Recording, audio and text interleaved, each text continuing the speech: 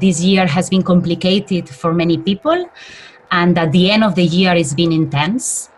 However, for us, it was very important to talk about the one of the rights that allow us to raise our voices and to engage the population on the political participation.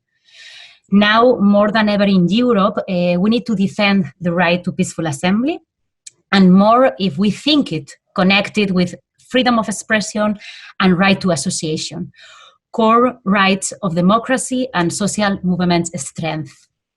With this, I want to welcome the members of the first panel of this session to give us a brief framework on the situation we're facing nowadays, because as you might know, we will have today some panels and also working groups on this hours together. So now welcome Giada Negri from the European Civic Forum and Marco Perolini from Amnesty International. You can put on your microphones if you want. and thank you, both of you, to be part of this. And the floor is yours. You have these 15 minutes now. So, hello, everybody. It's great to see some familiar faces and new ones as well. In the context of the COVID-19 health emergency, the need to provide a quick and strong response in a really short amount of time has increased the use of exceptional powers by governments at the expenses of both institutional and societal checks and balances. We have seen some governments taking advantage of this exceptional situation to legitimize their attempt to concentrate power in their hands. But even in countries where governments have been praised for their balanced approach, the situation of exception has exposed a serious risk for European democracies, adding to a trend of deterioration that we have documented, all of us, in previous years. The European Civic Forum observed these trends through the Civic Space Watch, a platform where we collect resources to threats to fundamental rights, as well as initiatives aimed at countering them. We collected in 2020 alone over 400 resources, and next week we will launch the annual report for 2020, showcasing some of the trends that we observed throughout the years. And today I would like to just mention 4 that affect the right to peaceful assembly in Europe throughout 2020.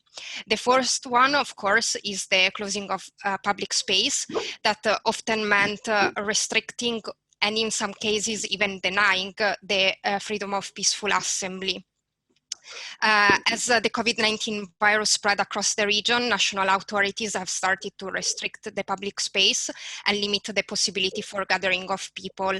And we have seen throughout the first wave of the pandemic that most EU countries have restricted the freedom of assembly as a byproduct of restriction on movement and gatherings. So even in cases where there was not a ban on public demonstrations, there was such an ambiguity to what activities were permitted and which were restricted that resulted in excessive discretion to competent authorities to decide whether to allow assemblies.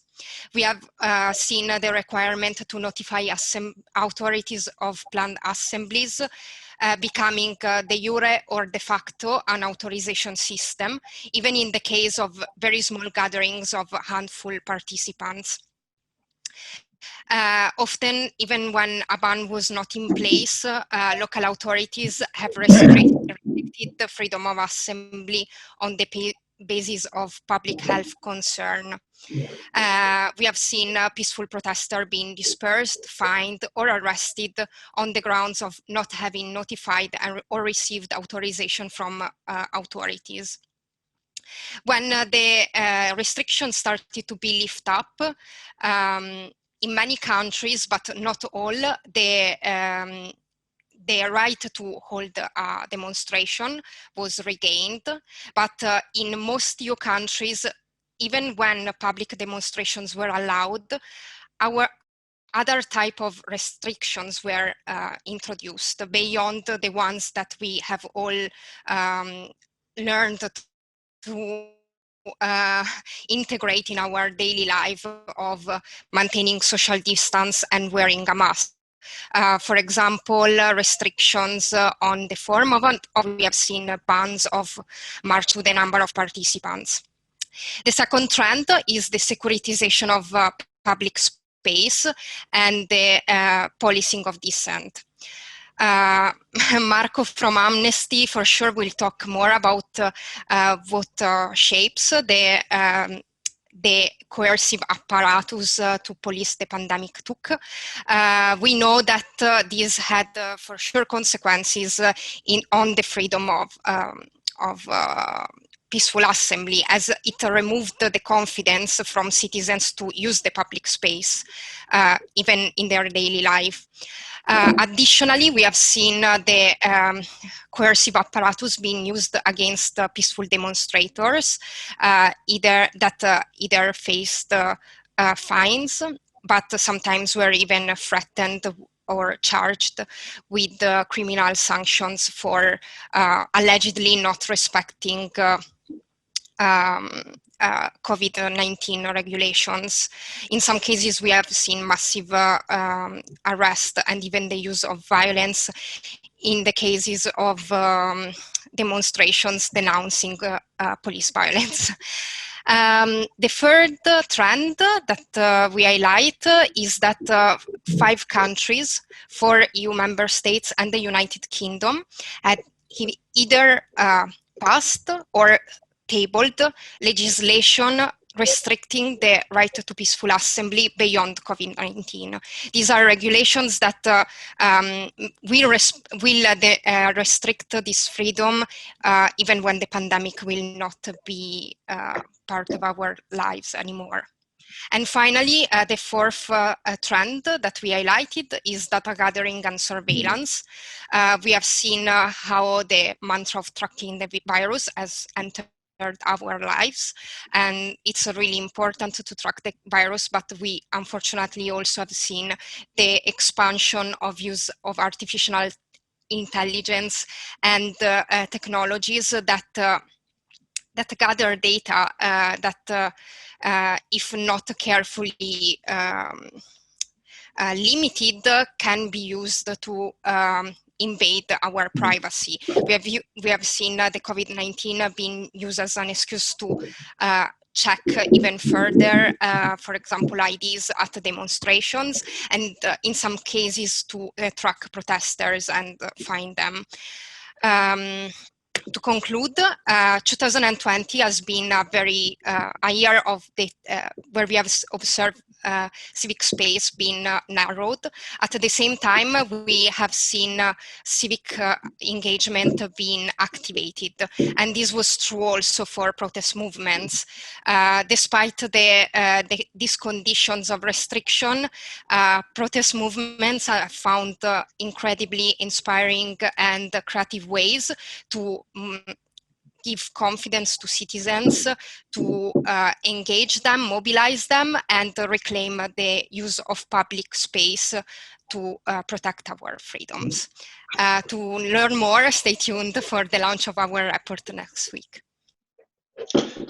Yeah, thank you, Giada, and thank you for organizing this event, which is looks really, really interesting. And I think Giada outlined already many of the patterns that we also observed and researched at Amnesty. I think one of the main questions concerning COVID and the right to a peaceful assembly is whether actually our right to protest will ever be returned after COVID-19.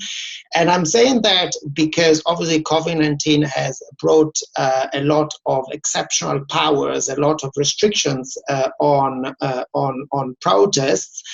And also because COVID has made more visible human rights violations that existed already before the pandemic. And in this respect, I would like to highlight 2 areas. So obviously, rights to protest is one of them, but also the second area is institutional racism and law enforcement. So as Amnesty, we conducted research during the first lockdowns in Europe, so from March to June, and we have seen that the powers, that exceptional powers that often were granted to police, were also resulted in disproportionate impact on law enforcement on ethnic minorities, on including obviously BME people, migrants, asylum seekers and refugees, but also other ethnic minorities, including Roma people. So we saw that the enforcement of the lockdown restrictions had a disproportionate impact on these minorities, and we observed a very worrying pattern of excessive use of force precisely against these minorities during the enforcement of COVID-19 restrictions. Obviously, I mean, this is not new in the sense that I think police excessive use of force and institutional racism within police are structural human rights issues in Europe, but COVID actually has really brought these human rights violations to the fore and has made them more visible. When it comes to rights to peaceful assembly, I have, absolutely, what Giada said is absolutely relevant. And in fact, I mean, we have observed in the context of the first lockdown, many blanket bans on protests. I mean, obviously, under international human rights law, it's possible to restrict the right to peaceful assembly for the purposes of achieving or protecting public health. These restrictions have always to be proportionate and necessary. So we have seen a lot of, in many countries, blanket bans on protests, and blanket bans are particularly problematic because, as prima facie, they are not actually, they are not proportional restrictions to the right to peaceful assembly. They can be lawful restrictions only in very limited cases. And we have two countries that are just two among many, but two interesting examples that show that. So Poland and France. So in France, during the first lockdowns, there was a blanket ban on protests. Then on the 13th of May, the government eased some of the restrictions and allowed protests, only very small gatherings to take place. Only 10 people could gather after the 13th of May in France.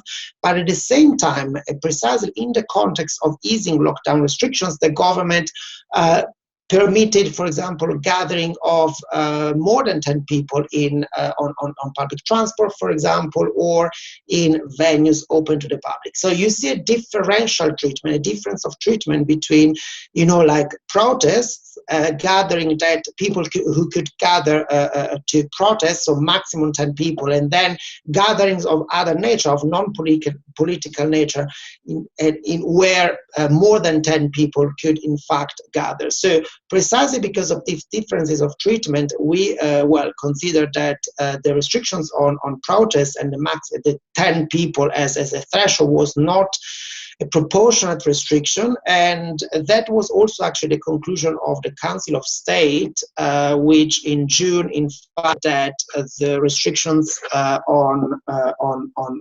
protests after the 13th of May was disproportionate.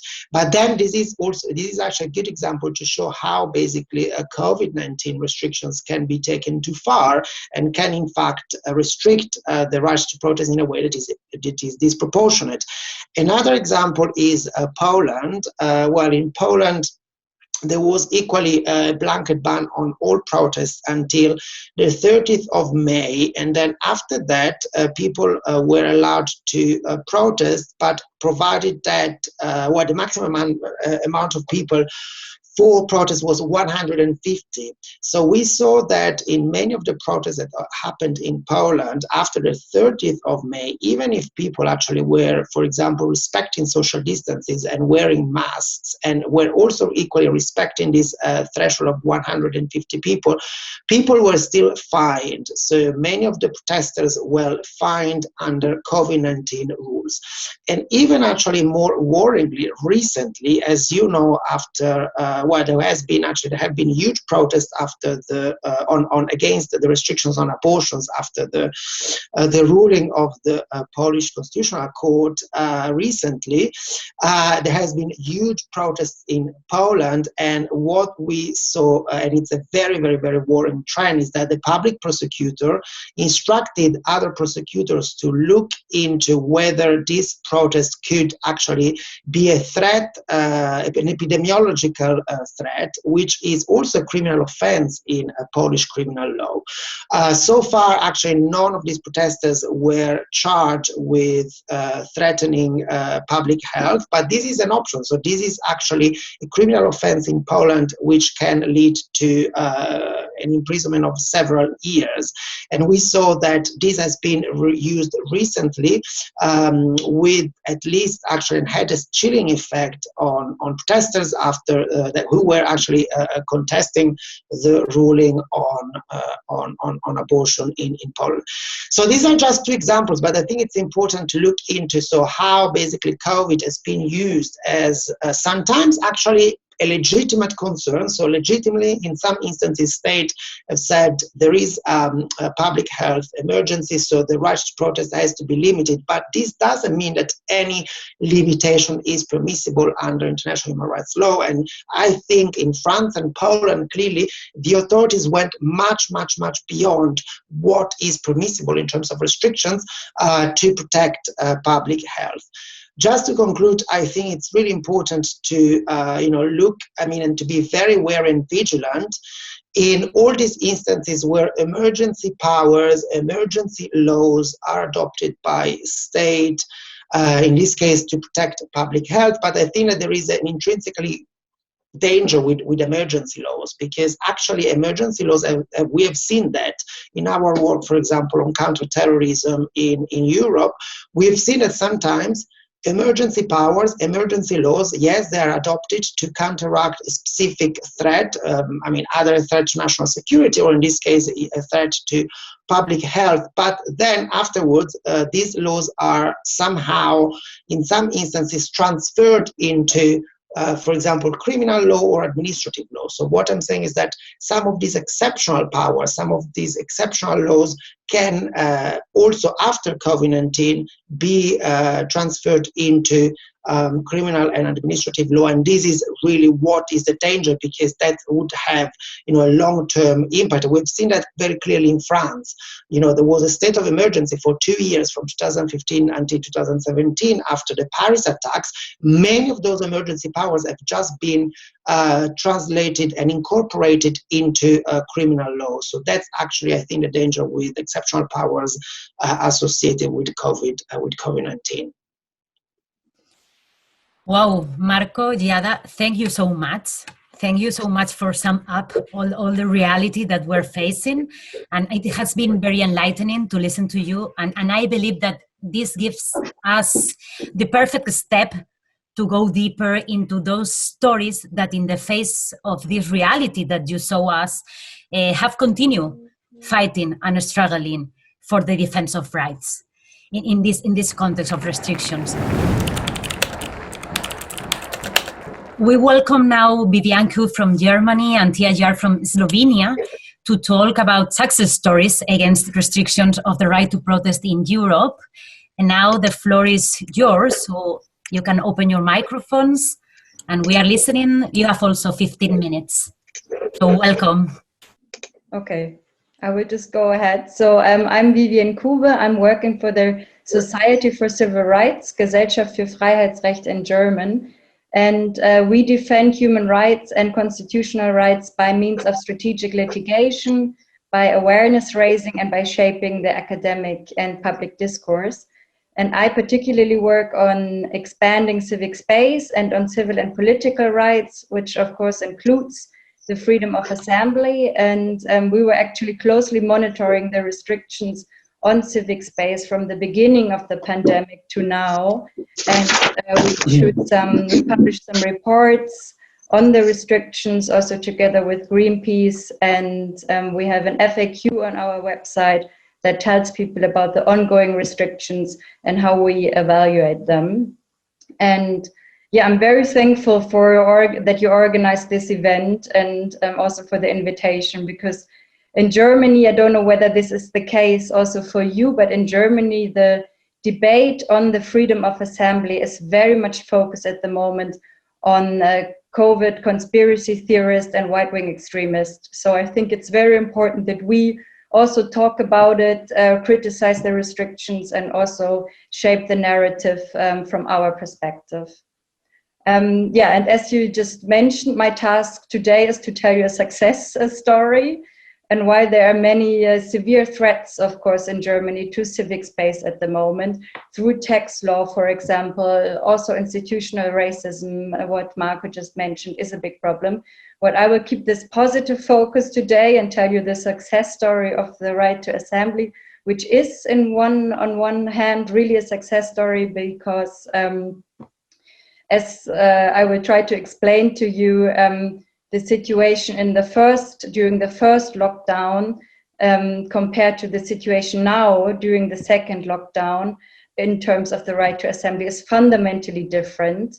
And I assume you can say the right to protest has returned in Germany, and that is really thanks to civil society that took matters to the streets and also to the courts, and organizations that monitored it, and also, of course, courts and authorities that then slowly, but eventually responded to the demands of civil society.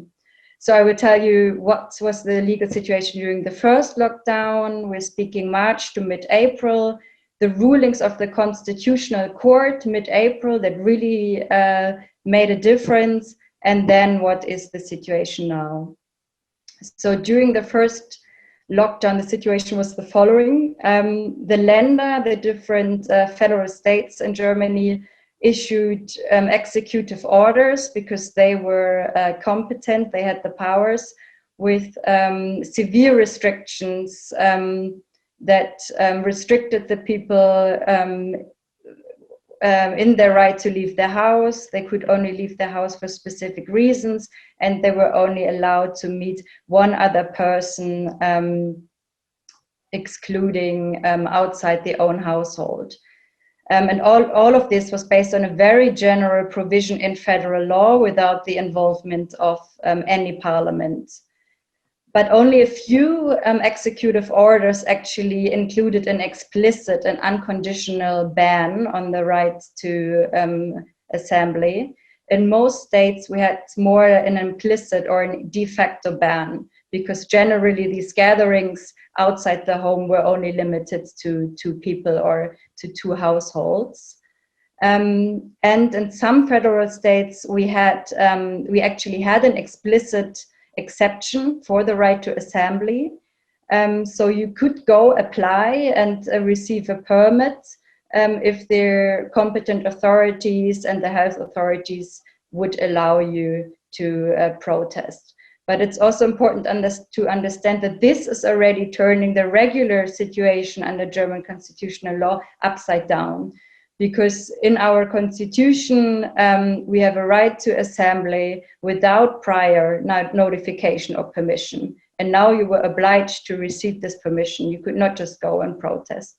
We actually only had one state that had an explicit exception for the right to assembly, and that said that the right to assembly is excluded from all measures related to the containment of the COVID virus. And during this period, we actually had a lot of positive examples of very well-organized protests that were very creative and that somehow made it possible to protest while protecting the right to health and other people's lives. But we had very restrictive practice by the authorities, and those restrictive practices were backed up largely by the courts. I just give you some examples. We had, for example, 2 people wearing protective face masks, being outside, keeping the distance from each other, and that protest was prohibited. We had the police cracking down demonstrations by the organization Leave No One Behind, that organized protest as individual walks. or, for example, had the idea that people would just place shoes in front of the Brandenburger Tor in Berlin. So they would walk, place a pair of shoes, and then leave. And there was no one there, just the shoes. And even there, the police went in and dissolved it and wouldn't allow the protest. We had people that would just go to the bakery, as they would usually do, queuing there, which was allowed during the lockdown, because you were allowed to go shopping. But because they held up banners demanding Germany to evacuate minor refugees from the camps in Greece, these protests were also dissolved and were not permitted. So you could see the situation for the right to assembly was really bad. Freedom of assembly was in fact largely banned. There were some cases where courts went in, where demonstrations were allowed, but largely you had bans and you had this legal ambiguity. And what was in particular disturbing was this incoherence. While walking to the supermarket was allowed, as soon as you would hold up a banner, carry a banner, it was prohibited. So this incoherence between going shopping and one of our most fundamental rights to a democratic society was striking. And the courts backed up these restrictive practices by the courts, usually with the following arguments. They were just assuming that the right to health has priority, often without really evaluating the actual facts of the case. So, for example, whether it's only two people with a huge distance in the park wearing masks, they were not looking at these facts. They were just saying generally the right to health has priority. And they gave broad discretionary powers to the local authorities, mainly due to scientific uncertainties that we had at that time and the need to act quickly and immediately. So you could really say the judiciary largely withdrew from their task of evaluating a case and of judicial examination. There were also other arguments. We could talk about that later if you're interested. So all of these arguments were hugely criticized by civil society, also by us. We issued reports on this. And then finally, we had 3 rulings in mid-April by the Constitutional Court, 2 on the right to assembly and 1 on the freedom of religion, that put an end to this withdrawal by the judiciary and this idea of broad discretionary powers. So the Constitutional Court, during this interim, while issuing these interim measures, said that a general ban based on this general and blanket consideration that you can just hold against any protest is unconstitutional. So just saying that a demonstration is generally a threat to health is unconstitutional. The authorities have to make the effort to judge every single case and look at the facts, and they also have to cooperate with the protesters. So they also have to try to make a demonstration actually happening.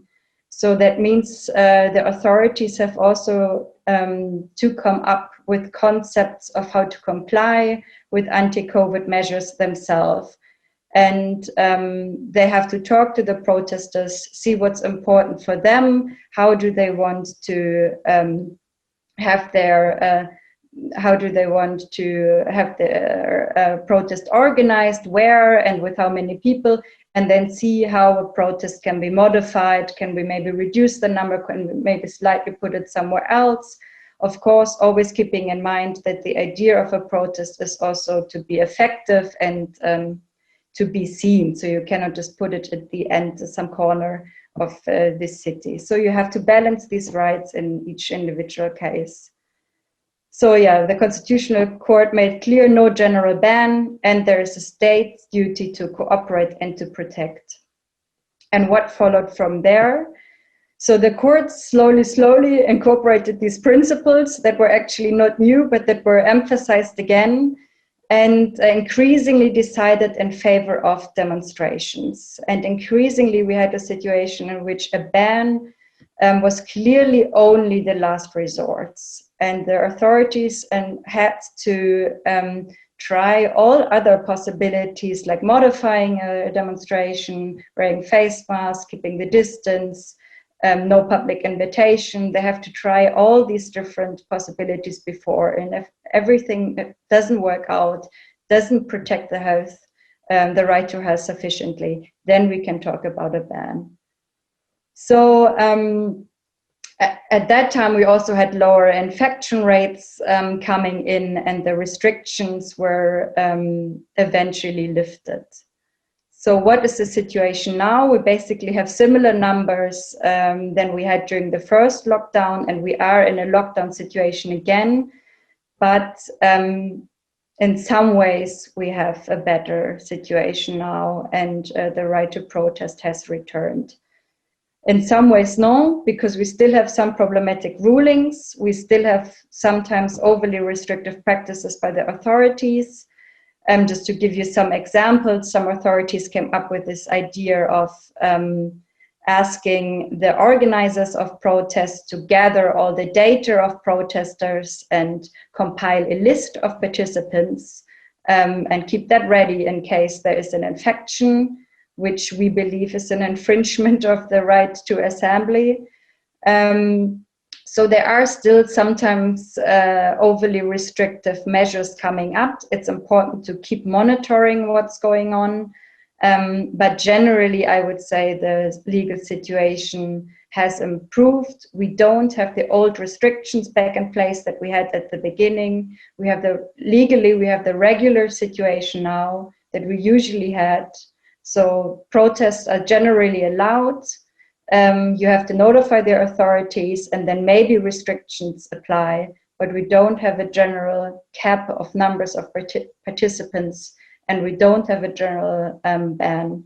So that is a huge improvement, and as I said, this is really thanks to really tireless efforts of civil society that went out on a daily basis and went to the streets and were not afraid to also bring these cases to court if necessary.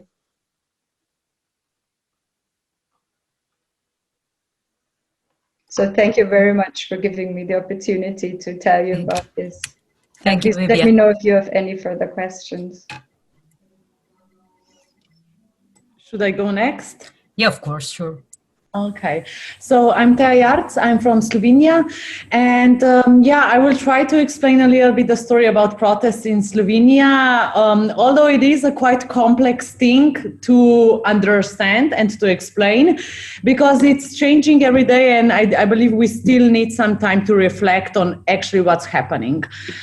First, we need to understand how all of those things started, and it started basically when the whole pandemic started, but not because of the health situation or because of the COVID-19 only, but because in Slovenia we faced changing the government. So in February, we got a new extreme right fascist government taking the position, and at the same time the pandemic hit, and it became clear very soon that this government is going to take the advantage of the situation in order to impose some very restrictive measures against citizens, against media, against culture, against NGOs, against environmental issues, basically against everything, because they are really extreme right fascist government. There has been a lot of scandals of corruption, of misuse of power, political maneuvers, and so on and so forth. So people were outrageous, but they were forced to stay at home because of the whole pandemic situation. So people were mostly angry at home, very worried what's happening with the state, because if those were normal situations, we would be already on the streets. But because we weren't allowed to be on the street in March, people find a way to protest from their homes. So first activity was actually that we put out posters and signs on our windows. So there were thousands and thousands of people on their windows posting what they think about the government and calling for the government to step down. This has been the main demand basically since March. And then it still remains because the government still haven't collapsed. So yeah, in March, we were mostly protesting from our homes, from our balconies. This is how we call it. And then in April, situation improved a little bit. So from April on, we were allowed to go outside, but we weren't allowed to gather in bigger groups, or you weren't allowed to hang out with your peers. But you were allowed to cycle around. So we said that we are going to organize a cycling activity, which was a protest against the government. And this first cycling activity happened on 27th of April, on Friday at 7 in the evening. And since then, we are protesting every week on Friday evenings at 7. We haven't stopped, and it's been more than 7 months now, but basically we have weekly protests happening throughout this whole period.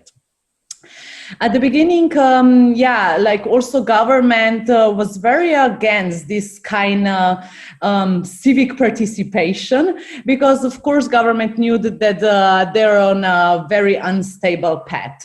People were outrageous, they were very angry, and they were demanding some kind of changes.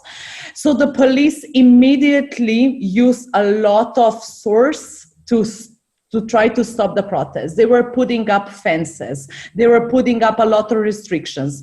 They were writing a lot of penalties just for walking on the street. They were actually even stopping random people because they were, for example, in the city center, just walking there, and putting fines to those people just because police thought that they have the intent to attend the protest. So this was pretty absurd, and we even reached out to ombudsman, to some kind of legal help and legal resources, just saying that this is outrageous and this is violations of our rights. But in first couple of weeks or months, police really didn't stop, and they were basically going through any kind of protest. And we tried to be very creative, and we were trying to do a lot of things. Of course, on Friday at 7, we were all cycling and just closing down the traffic, closing down the street, making a lot of chaos on the streets. But also we were exercising our right to freedom of assembly, to freedom of speech. For example, by reading Constitution on our main square. So we had people just sitting alone, not jeopardizing any health of anybody else, just reading Constitution. And at that time, police came and actually took the people to the police station. They dragged them. It was super violence. But it was just showcasing that this government really does not want to see people on the street claiming their rights and expressing their opinion. They were attacking media because the media was reporting on it. Of course, right-wing government doesn't want to have free media, so they were going against the national media, against everybody who was saying something about the protest. They were going against individuals who were engaged, who were recognizable face of the protest, and yeah, they were just trying to harm us in many, many different ways. At some point, the government, for example, also said that this was in May or in April, that now it is allowed to do sport activities outdoor.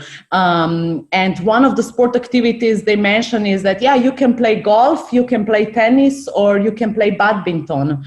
And for example, one activity that I did is that we went and we played badminton in front of the parliament.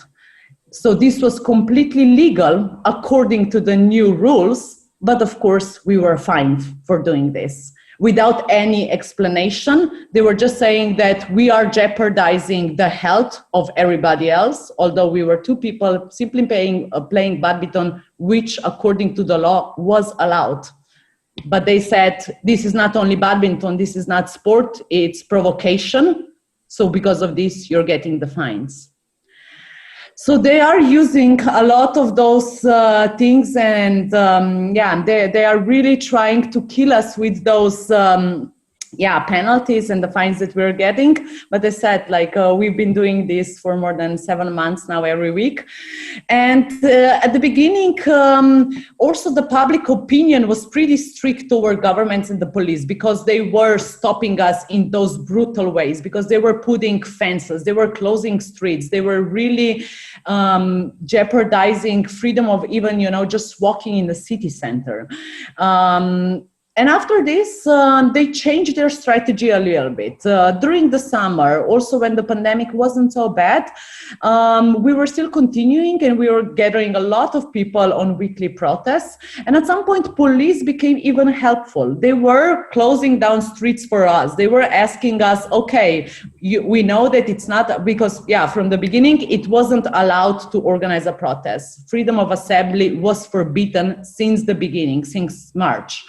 But we were just ignoring that fact. So we didn't pay any attention to this.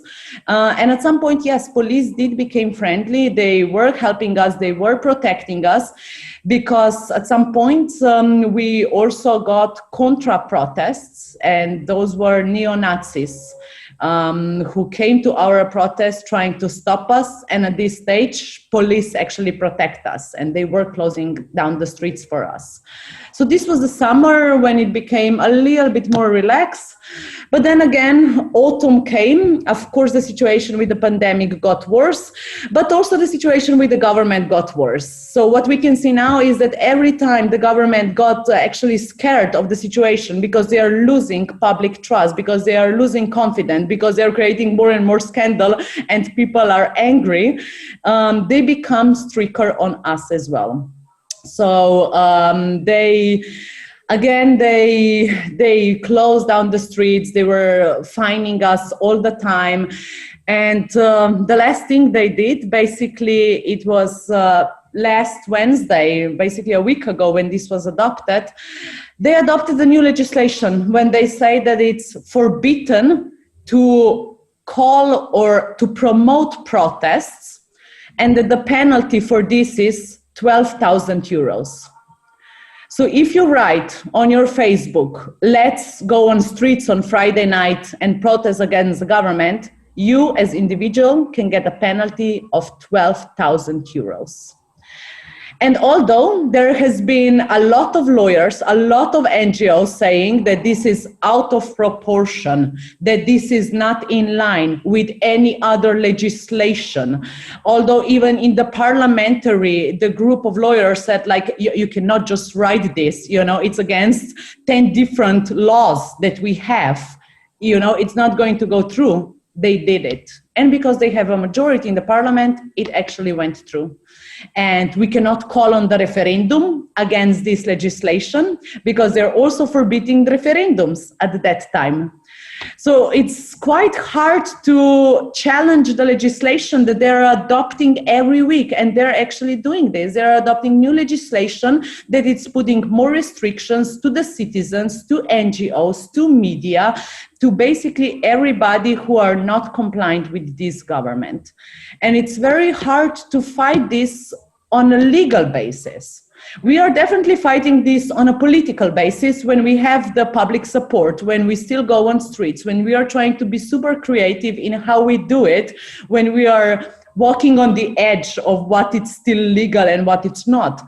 But when it comes to all of the penalties and fines and the legislation that is being adopted, what we are lacking is, of course, lawyers who would come on our side and defend us pro bono, who would help us write all of the complaints, either against the penalties or complaints to Ombudsman or to any other institutions that are not yet corrupted or bought by this government, because also police, it's being very much influenced through through the government.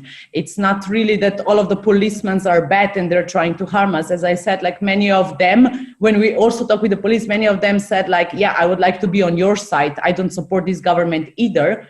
But we get the instructions exactly from the government, from the prime minister and the minister, what we need to do. So at some point at the protest, we also started raising funds to help us to pay all of the fines, because the fines were going mostly to the main organizers of the protests, and people were very generous. People came to us, they were giving money, either it was just a couple of euros or it was a lot of euros. They wanted to support the movement because the civic engagement, it's very high right now in Slovenia, which is amazing, and we're super proud of this. And people just want to be part of it, and they want to support it in some kind of way. But then, of course, then the police find us because we are collecting money, which again, it's forbidden. So they're just finding out new absurd things, how to attack us. So they said, no, like now it's also forbidden to collect money on public things. And we were like, okay. But yeah, like, I mean, then at some point, for example, it was of course forbidden to gather on streets, but it wasn't forbidden to have church ceremonies, even though it was mass church ceremonies, because it was religious thing, and church are okay, and they are very close to the party and right-wing government, of course. So at some point, we said that what we're doing, it's not a protest, but it is a religious ceremony. So we established a church, or actually a church has already been established. It's of course fake church, but because church has so many privileges in our country and they can do whatever they want. And, you know, COVID-19 doesn't exist in churches or in religious activities in Slovenia. So we connected with a fake church and we just call it, okay, so it's a church ceremony. It's not a protest. So now you cannot fine us.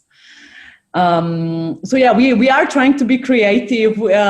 Actually, as I said, there are like a lot of positive examples, but also it's quite demanding to maintain those protests week by week by week, when you see that at the same time, also government can be pretty creative, or they can be pretty harmful when they really want to jeopardize basic rights.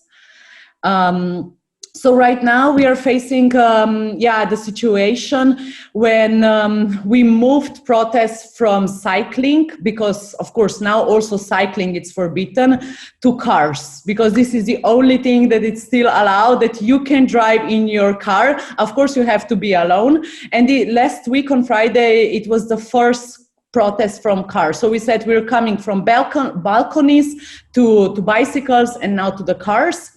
And again, people were just like in the city center, riding in their cars, creating, of course, traffic jam in front of the parliament and government. So, and they were having signs and posters in the cars and so on.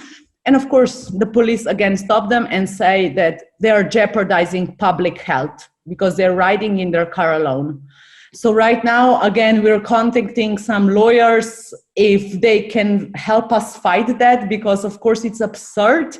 And in none of the country, it's forbidden to drive in your own car alone, except apparently now in Slovenia, if you're doing it on Friday at 7 p.m. So, I know I've been talking for too long. I could tell millions and millions of stories, but maybe we'll have some time for questions. This is just a brief explanation what has been happening in Slovenia for the past months or half a year already now. Thank you. Yeah. Thank you so much. It was very funny even to listen to your creativity. So thank you. Even you passed the time. And I was trying to say Tia, but it's great. Thank you for sharing, because listening to you both, Vivian and Tia, it was very inspiring, even if the human rights perspective is kind of hopeless. Moreover, it is not always easy to know what is happening in the different countries of Europe. And we are very grateful for the exercise of bringing to us all your experience. So thank you, Vivian and Tia. We have a question in the chat that I don't know if we have time, but maybe Vivian, if you can answer this quick, because I think Francesca, question for Vivian, please. She said, I'm not sure I understood correctly. Does the German constitution establish that an authority's request for prior notification of an assembly is always unconstitutional? It was this what you were saying? Vivian, maybe you can answer quick to this. Yes, thank you so much. Yes, according to the Constitution, we have a right to peacefully assembly without any prior notification or permission. So the Constitution allows you to just go and protest. But what actually happens in German law is that there are rules on how you notify the police mainly, or the competent authorities. But even if you don't do it and you go out and protest, you are protected by the Constitution. So only so if you haven't notified the police before, this alone is not reason enough to dissolve a protest again. The idea in our legislation to have this prior notification is that the police and the protesters can cooperate and find a good way of how to deal with the protests and not infringe other rights. But by Constitution, there's no such a requirement of notification or of permission. Yeah, are there administrative fines in any case if you fail to notify? Yes, there are fines, and the problem, of course, is if you haven't communicated with the police before.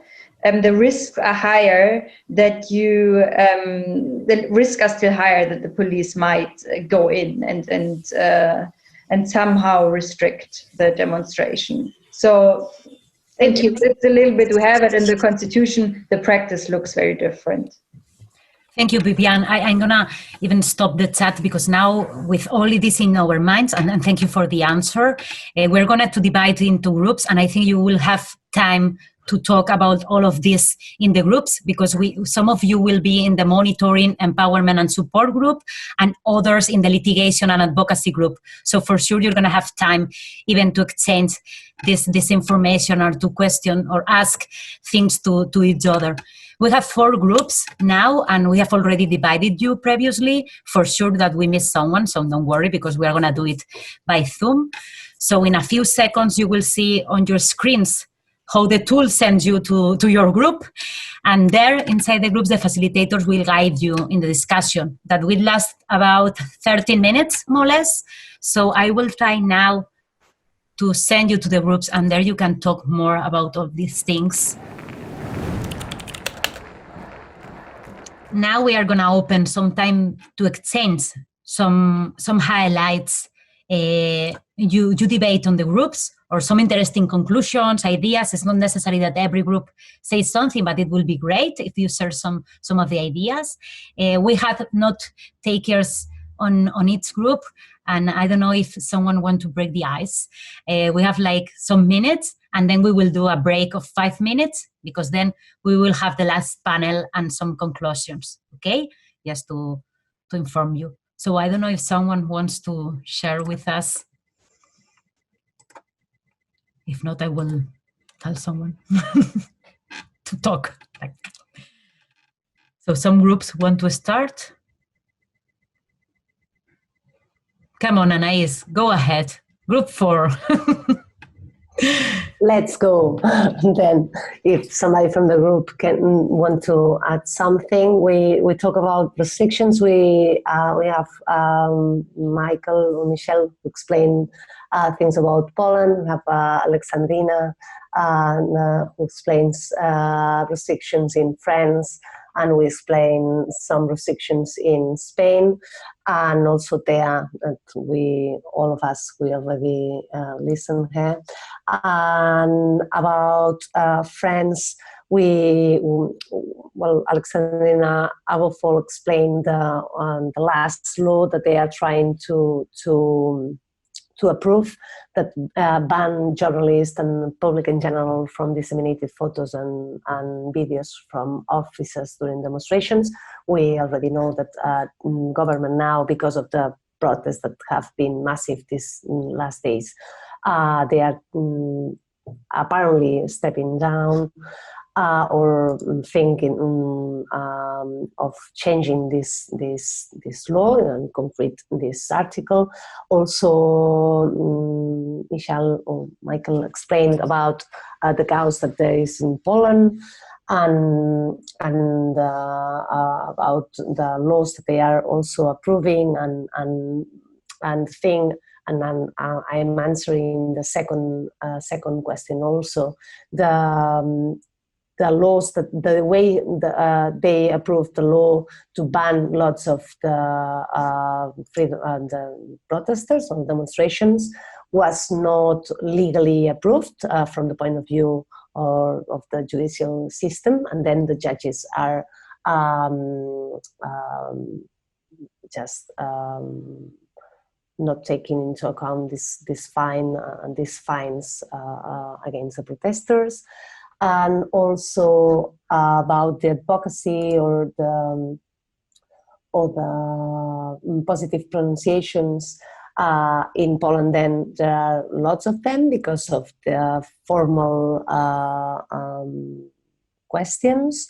And in Spain, we explain that linked with peaceful assembly, we have different pronunciations from different courts, some of them allowing the demonstrations because they thought that they say that a state of alarm doesn't allow a general ban of freedom of assembly, and some other national courts say completely the opposite, saying that there was no general ban prohibiting freedom of assembly, but in concrete cases, sanitary measures were not granted, and then it was lawful to not to permit the demonstration. And finally, the Constitutional Court says exactly the same, that in some concrete cases that they examined, the Constitutional Court considered that the prohibition or the banning of the demonstration was lawful. This is not a positive pronunciation, but the positive thing is that at least the Constitutional Court didn't say that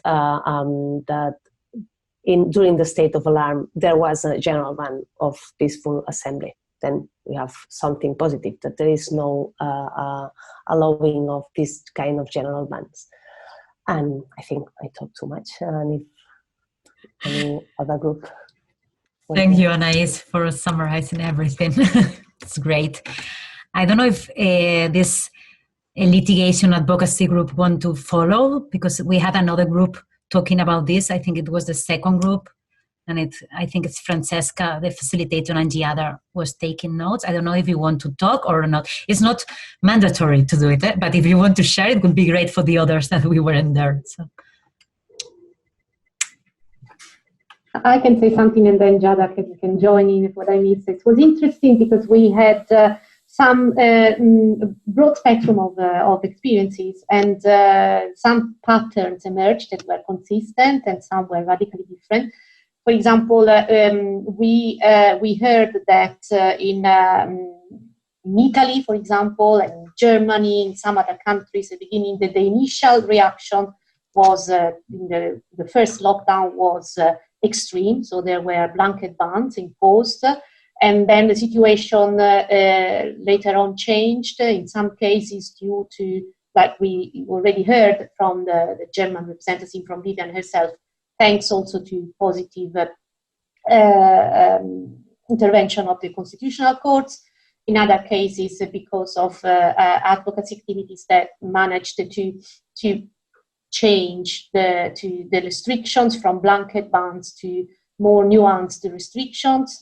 We heard that in Slovakia, although there wasn't a blanket ban at first, but there were many restrictions on people. A number of a maximum of 6 people could meet, and it wasn't clear for the function. It was just a ban on meetings of up to 6 people wherever. And then these restrictions kept changing all the time, making people even more confused about what the situation was like.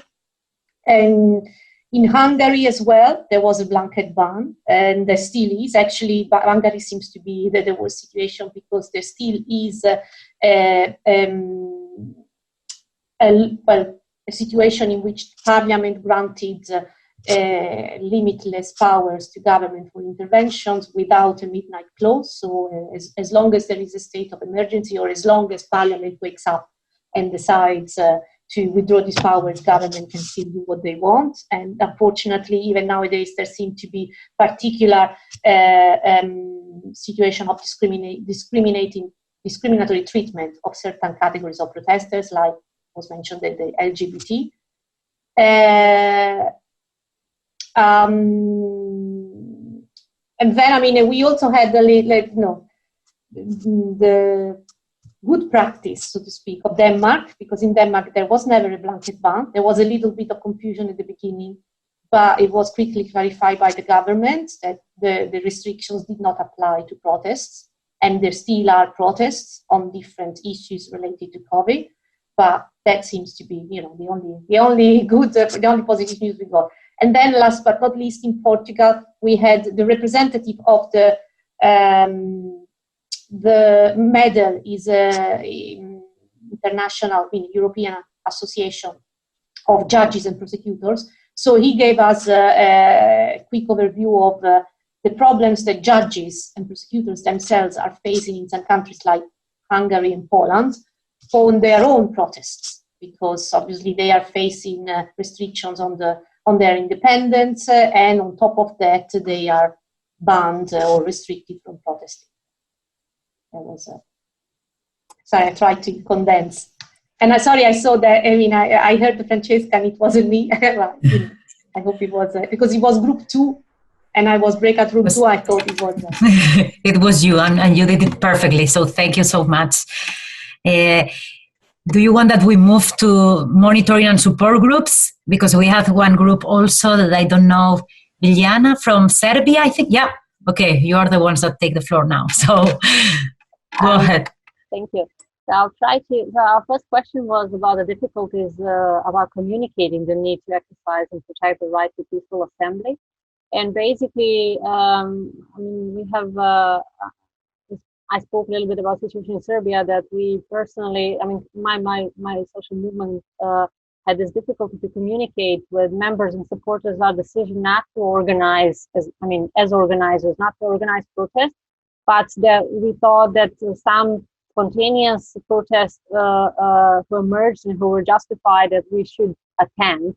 But we also did not want to invite people to join. I mean, instead, we didn't send invitations and, massively for people to join. So we kind of left it to people to decide for themselves. And that was for us difficult to justify. And this is similar to, I think, the other experiences about how to justify the need to defend the right to protect, like in Ireland.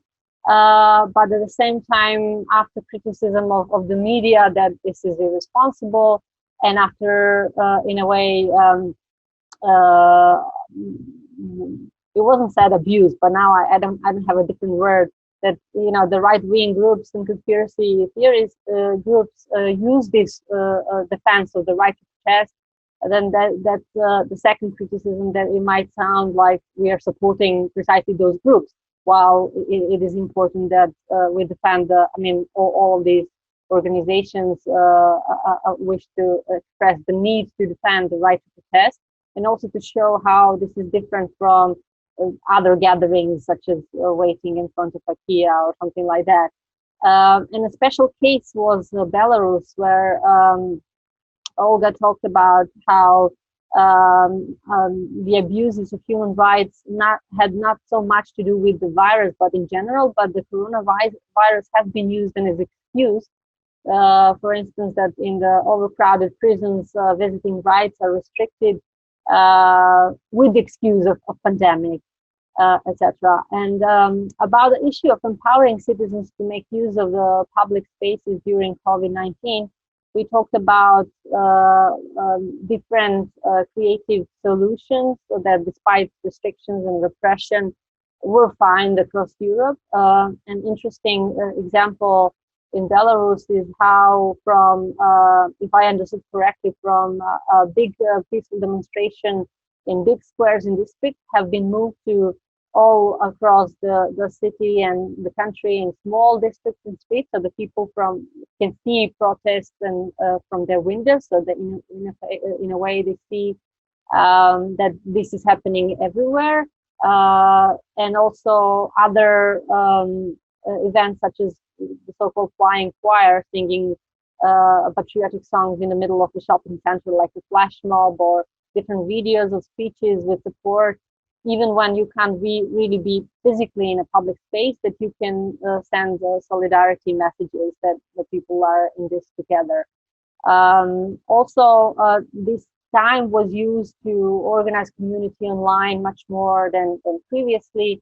Pretty much everywhere that citizens were in a different way are being motivated to use their this time differently, so that once this passes can do it more offline. Finally, we talked about monitoring of human rights violations, and I think the main point that we all agreed with is that citizens monitoring has become very important. That especially in these various protests, protesters themselves are making videos, recordings, and sharing on social media, besides the traditional human rights organizations that usually do these monitoring processes, and the international and appeal to international human rights institutions. At the same time, while these protests have been accused of being irresponsible by various governments in terms of risks of spreading the virus, the same governments are using practices such as scattling or overcrowded prisons or places with detainees, which in a way annul their justification that detaining persons is actually due to violating restrictions of health restrictions. So this is the incoherence we talked previously about. And finally, also, if I understood this correctly, in Belarus there is a black book of violators of human rights kept online, and also a platform where people can report violations even if they don't want this to go publicly, so not using social media, but some other platform that can be more useful for finding legal support for victims or other financial support for victims. Thank you so much for all the information that you share with us, and all the exchange in the groups. We're missing one group that I have to admit that we didn't prepare it, but I don't know if Peter can do this overview. I don't know if Peter is here, or maybe Etzer, that you were with us also from Hungary, and maybe you can do an overview of the debate, or yes, some notes, because we're running out of time also. So, you go ahead. Okay, perfect. That's great. Yeah, we talked about the possibility of like the restrictions due to the COVID pandemic of peaceful demonstrations, and how in different places this is proceeding. And from Poland, Marta told us that basically they don't bother too much anymore about COVID, because they wear the mask, but it's the demonstrations have gone too far in this sense. So this is very people are very angry, so they do the demonstrations nevertheless, and they consider it legal. I talked about the Hungarian situation, which is very restricted for the moment. So we are not allowed to do any demonstrations, and the online demonstrations are much less efficient. There are still some tries or some experiments with it, but it's not that efficient. But I also added that I think this online form we have to discover, and also the social media, we have to get a bit more creative in this lockdown period, and to figure out how to reach out to each other, also Europe-wide and also within our country. And basically, that we had from Denmark reports and about the role of the police, the differences in the role of the police in the eastern part of Europe and the western part of Europe. Obviously, in the eastern part of Europe, the police we consider more like someone who would stop you, someone from whom you have to be afraid of. And in the western part of Europe, it's more like you can imagine a kind of a cooperation with the police. And I can also confirm, I didn't tell it in our group, that the police is really has a biased role in Hungary in authorizing manifestations for extreme rights groups and not allowing manifestations for others sometimes. So they really follow the government line in Hungary. So there is a difference in that. And I think in a nutshell, that was, I don't know if Thijs, you can add something else, but that's what I recall. I think it's perfect. Thank you for that, because this was an improvisation, complete improvisation. So thank you for this. Okay, in our program now, we have like 5 minutes break, but I don't know what you prefer. If we stop 5 minutes and you take water on this, or if you continue and we stop more on time at 6:30, because now we have another panelist, 15 minutes, and then an open debate. So what do you prefer? I would prefer not to have a break. I don't know about the end, because I think it's getting late. Yeah, perfect. So we go ahead. Okay, so in this case, after collecting of the proposal, doubts, and initiatives in the groups and in the beginner panels, we're going to continue with the participation of Francesca Fanucci from the European Center for Not-for-Profit Law and Carlota Besossi from Civil Society Europe, that will show us a bit about what possibilities exist in Europe, really, for the protection and defense of the right to assembly. After all the debates that we had and all the scenario and context that is hopeless, they will open, I guess, and I hope, some light for us. So, Francesca, Carlota, the floor is yours now. Thank you. Since we are getting late and we have also had a very dense packed debate, I'll try to just stick to some considerations and open up for the debate. And first of all, just allow me to lighten the atmosphere by sharing a cartoon that I found. It's really it's no big deal, but anyway, just so you see.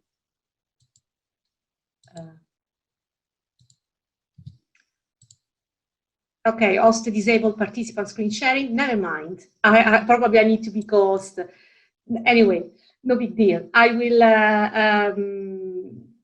Sorry, Francesca. Now you should be able to. Okay. Share the No, it was. If you want. Okay. No, it should be fine. It was just. Don't know if you can see the naughty child being scolded for breaking a EU directive. This was just to kind of summarize the main message that I would like to convey here. That is that the EU law offers is often underused and it's not the first port of call for people to realize what can be done, but it can offer a number of tools to improve the protection of fundamental rights in the EU and civic space, freedom of assembly, freedom of association, and the other fundamental rights. Now, I stop sharing. What I would like to say is that we held a webinar not long ago, to which some of you participated, to present an initiative that is a handbook on how to use EU law to protect the civic space. And it was interesting during the webinar. We also conducted some polls and breakout groups to realize that indeed, when activists, but also lawyers, think of the legal resources to use to protect the civic space, in this case, freedom of assembly, but in their countries, their first reaction is to look at their own constitution, the constitution of their member states, so the protection enshrined there. And indeed, we also heard before how the constitutional court in the case of Germany was pivotal to protect the rights. Or in other cases, the reference is mostly to the European Convention on Human Rights. So again, people think of exhausting all the internal remedies to be able to go to Strasbourg to defend their human rights, but little thought is given to the EU law arguments. Now, we would like to change this trend and start getting somehow getting people more used to thinking of what possibilities they have, what legal avenues they may have at EU law level to protect their civic space. Now, we realize that this is particularly tricky when it comes to the issue in particular of freedom of peaceful assembly. We found more easy entry points for freedom of associations, for the protection of privacy, and the reason being that, as probably most of you are already all aware, even if now we have, well, it's been in 10 years in force, the Charter of Fundamental Rights of the EU, whose Article 12 explicitly acknowledges and protects freedom of peaceful assembly at all levels by everyone. The only caveat, well, the important caveat and challenge to the use of this article is that the scope of application of the Charter of Fundamental Rights, and so of Article 12 of the Charter, is limited to the areas where the EU has a specific competence. So there are devising and applying restrictions at national level to the right of peaceful assembly still pertains in principle to the sovereignty of each individual state. If you want to use EU law arguments to come to the rescue and to be able to, of freedom of peaceful assembly, and to be able to invoke Article 12 of the Charter, you have to find a situation in which either the member states was implementing EU law under its obligation, or should have been implementing EU law under its obligations, or even if it was exercising his sovereign powers, the exercise of its powers gave rise to situations which were in contrast with EU law. And I will give you an example that we also kind of described hypothetically in a blog that we published on our website, but that did happen in another state that is not a EU member state, but in Turkey in particular. Although obviously if it happened there, nothing prevents that this could happen in other countries. And it was with regard recently with the situation, you know, the pretext was the pandemic itself. So essentially, the country declared a blanket ban on public gatherings due to the pandemic. But not only did they limit themselves to banning the blanket bans internally, they also approved the rules. We checked the reasons why foreign citizens were going to the country. So there were essentially citizens who were going from other countries going to the country. They were asked to give reasons, motivations, and informations on why they were going. And also they had to, the authorities could check whether these citizens, these foreign citizens, were going explicitly to take part in announced and unjustified and unauthorized manifestations. So on the basis of the simple suspicions that these people were foreign activists going to the country in support of local activists, they could be denied entry to the territory. So a situation like this that obviously breaches, if it happened in the EU, if a restriction, it would affect the restriction of the freedom of movement of EU citizens. Incumpliría la libertad de circulación, incluso en la restricción, con las restricciones de la COVID. Esto permitiría o generaría preocupaciones sobre la legislación de la Unión Europea, y si consigues demostrar que esas restricciones no cumplen la legislación europea, entonces puedes utilizar la Carta de Derechos Fundamentales para analizar si, además de otras restricciones, por ejemplo, libertad de circulación, derecho a la privacidad, si también hay una restricción injustificada del derecho a la libertad de reunión pacífica con el artículo 12. Entonces, por ejemplo, otro caso que también ha ocurrido, si hay restricciones que se imponen a la manifestación y la policía tiene poder para hacer un seguimiento del movimiento de los manifestantes, incluso manifestantes que estén ahí presentes, pero pueden, por ejemplo, utilizar ese seguimiento o apps, programas de seguimiento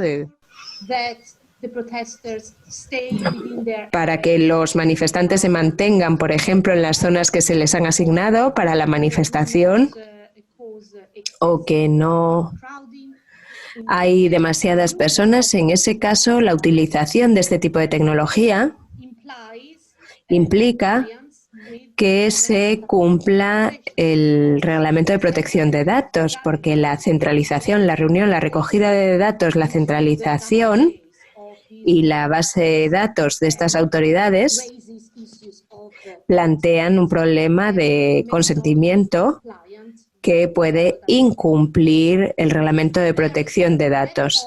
Por lo tanto, ahí en ese momento, cuando se analiza el cumplimiento de los reglamentos europeos, se puede comprobar si la proporcionalidad y la necesidad de esas medidas eran justificadas por la protección de la libertad de reunión.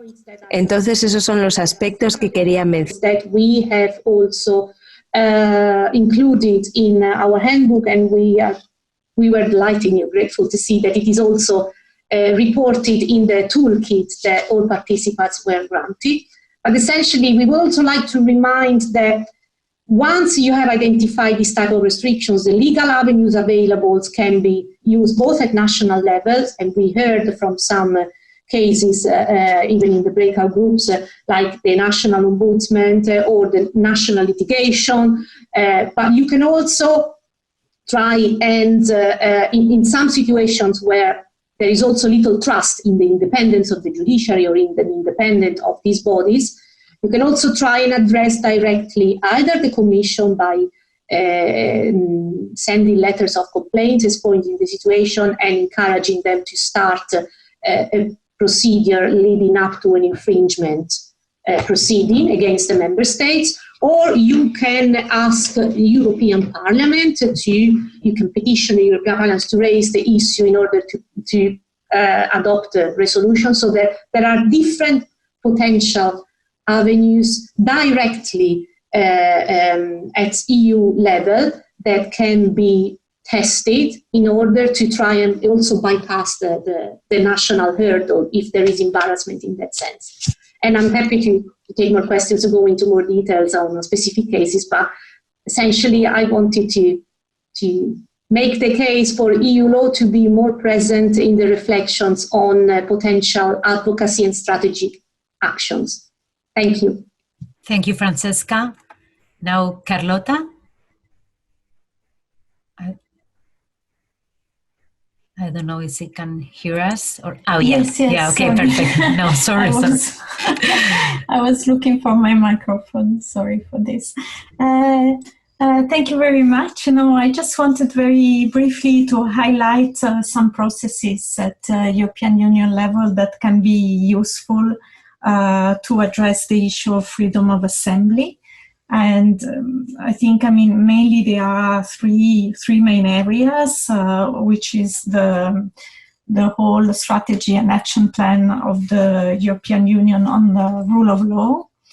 And the other one relates to the Charter of Fundamental Rights that Francesca has already introduced, and in particular the annual review process, and also the upcoming European Democracy Action Plan. So on the rule of law, well, as you know, because of the challenges and violations of rule of law that have happened in Europe and in particular in two member states, Hungary and Poland, there has been, and there is an article in the treaty, Article 7, but it's very difficult to implement. The European Union has been looking at other possibility to address the rule of law. So they have designed a strategy, and we have participated with and coordinated work of other organizations to improve this strategy. And we have, as a result, a first report that analyzes the situation in member states. And we were happy. We pushed because the Commission is looking mainly at judicial systems and so on, but they have introduced also in the questionnaire and in the report also civic space as one of the checks and balances for a democratic system based on the rule of law. And that has been useful because in the reports now we were able to provide a number of examples on shrinking civic space, and in particular also the right of protest and the exercise of peaceful freedom of assembly. And these comments were taken up also partly in the report, and you can also look at the detail in the national reports. So first of all, I think one tool is really to look at these reports and also provide feedback, whether to organizations like European Civic Forums and others who are doing this review, but also to the European Commission. In principle, these reports are also being presented to the different national parliaments, now with the limitations that we know, but it's also possible to engage with national members on that. And I think what would be also useful is to prepare for the next report and to gather current challenges and examples in order to have even more detailed example, as we've been doing in this meeting, and for the European Commission to include in their processes. We hope there is also discussion at European Union level with the European Parliament that this becomes a stronger mechanism, because what we regret now is that there are no recommendations to member states. So the problems are highlighted, but there are only exchanges, discussions, but no concrete recommendations that member states have to comply with. And also we would like to see also a sort of response system at EU level, as we have it for outside the EU, to address when there is a systematic violation. Of course, there are infringements procedures, but we would like to see something more. So that's what we are advocating for. On the Charter of Fundamental Rights, Francesca mentioned Article 12, and today the European Commission issued a strategy for the Charter, and so they have decided that from next year there will be also an annual review of the Charter, which will include the implementation in member states. So I think that's also an interesting avenue, and of course they are looking for civil society contribution there.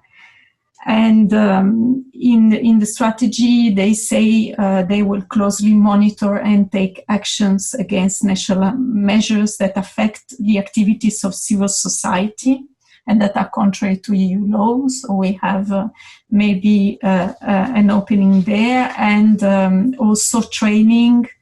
They are going also to fund training for rights defenders. And there is also this Rights and Values program fund that is going to be launched from next year, which will offer possibilities. Finally, just to mention the European Democracy Action Plan, which should be presented tomorrow. And in this, we've been pushing strongly for really ensuring, beyond issues around disinformation, around the political parties and so on, which was initially the program, to really look at how to implement what we have also in Article 10, which is the right to participate in the democratic life of the Union, is Article 10 of the treaty. And also to implement Article 11 on dialogue with civil society. So we are pushing for having clear guidelines on this and to have also an interinstitutional agreement. So these are all avenues. And finally, to conclude, also maybe not to dismiss when it will be launched, the Conference on the Future of Europe, to also raise this issue about the right of peaceful assembly and how to translate it more concretely in EU policies and legislations. Thank you. Thank you, Carlota. Francesca, go ahead. Yeah. Sorry, I just wanted to quickly add something, because unfortunately at EU level, we do have this hurdle of the competence of member states to regulate assemblies. Okay, if you want to talk about the international standards at Council of Europe level, at UN level, we know we even have the general comment that we all contributed to. That would be easier.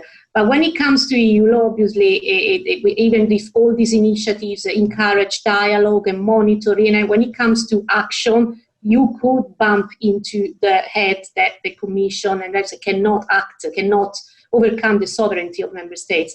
But what I would like to encourage you as all to do is to be a bit more lateral, to do a bit more lateral thinking. Because some of the EU legislations that prima facie do not seem to affect freedom of assemblies, they actually do. And you could, if you think about the fact, they also raised by Esther before, online assemblies, as Thais and Jada, other people know, we at UN level, we led the fight to have online assemblies acknowledged by the general comment. And one of the first objections at the time, long pre-COVID times, which convinced everyone that online assemblies exist. But nevertheless, at the time, one first objection was if we grant protection to online assemblies under Article 21, etc., it's like saying to member states, well, why do you want physical space? You have the online space now, even if we restrict the physical space for whichever regions, you still have one space left. Obviously, we explained that it's not down to the legislator, a right to peaceful assembly can be expanded but not compensated. It's not that because you open up new spaces, you have to restrict. The choice ultimately remains for the protester, which form is more effective.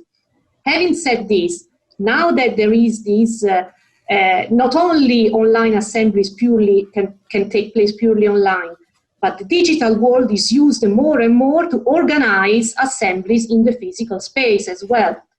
Therefore, I believe more attention should be paid to those legislations, even at EU level, that regulate the online world. And now, for example, now the EU is soon going to present a proposal for a EU Digital Services Act. This Digital Services Act is going to regulate online platforms, content moderation, curation, and we all know that there are already attempts at stake to use algorithms, for example, to identify protesters online, AI-driven tools that can be used to predict the organization of online protests or identify movements that may turn out to be non-peaceful. So all these online technologies that can be used both to organize online assembly, but also to support and guide physical assemblies can ultimately have a negative, restrictive impact on the right to peaceful assemble. So it would be useful in that case to turn the attention to the debate at EU level on these technologies, on AI, and try and identify, because the way we see it, this is the next step ahead for restrictions. Leave COVID aside, and the restrictions that definitely can remain, but the next wave of restriction is going to be on controlling, especially if assemblies take place online more frequently, because now we have tested them. And we know that most people will try to, or there will be more and more hybrid situations. Physical assembly supported by the online activities, hashtags, etc. This is an aspect that definitely you should also not underestimate. We should not underestimate. And there is ample room of maneuver and intervention at EU level in that case as well.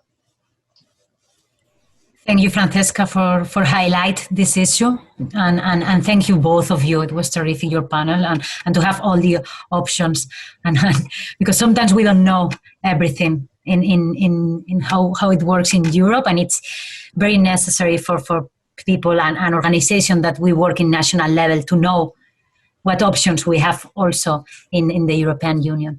I think Olga was asking in the chat to have some minutes to talk, so Olga, it's your... I open the space now to questions or notes, so go ahead.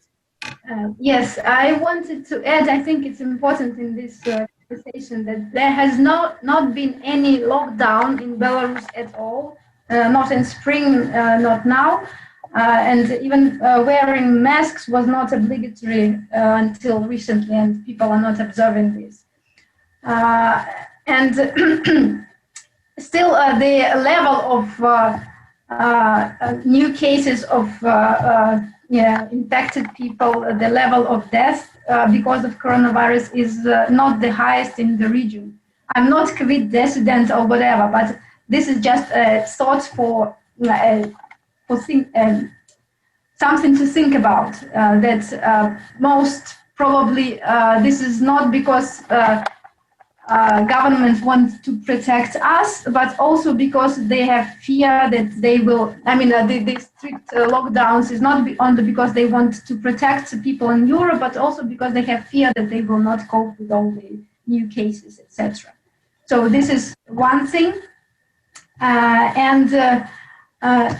Again, freedom of assembly is very important, because if we take our case, there are times in history when this is the only way you can express your civil position, you can express your protest, when all the other tools, methods are not working. So assembly of people that have similar ideas and have something to tell to the government, for example, this should be absolved, and this should be granted by the, in this case, European governments. Thank you, Olga, for this. I don't know if someone else wants to add something or to ask question to Francesca or Carlota. We have some minutes for this if you want. Everything is super clear, right? Imagine, you did it perfectly, so. More. Okay, I think we are tired also, so it's late. I think we can stay in touch anyway. Yeah, sure, of course. Okay.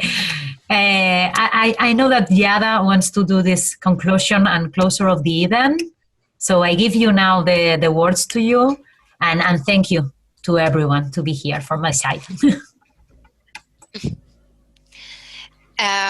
Thank you, Thais, for the moderation, and thank you all for the participation and the contribution. It was great to see all of you here, some already known faces, some new ones. I hope we can stay in touch, not only on a bilateral level, but also on a more the event, and we will use this recording to take notes and come up with some kind of output, hoping that it can be useful for you in your daily work and in defending the right on the streets. Yes, do not forget that tomorrow we meet again with for the policy debate. We will bring up these issues with the European representatives, and it will be great to have you there as well. And yes, I set you free now. I hope it was useful for you as well, and as inspiring as it was for me, and I'm sure for my colleagues. Have a good evening, and let's stay in touch.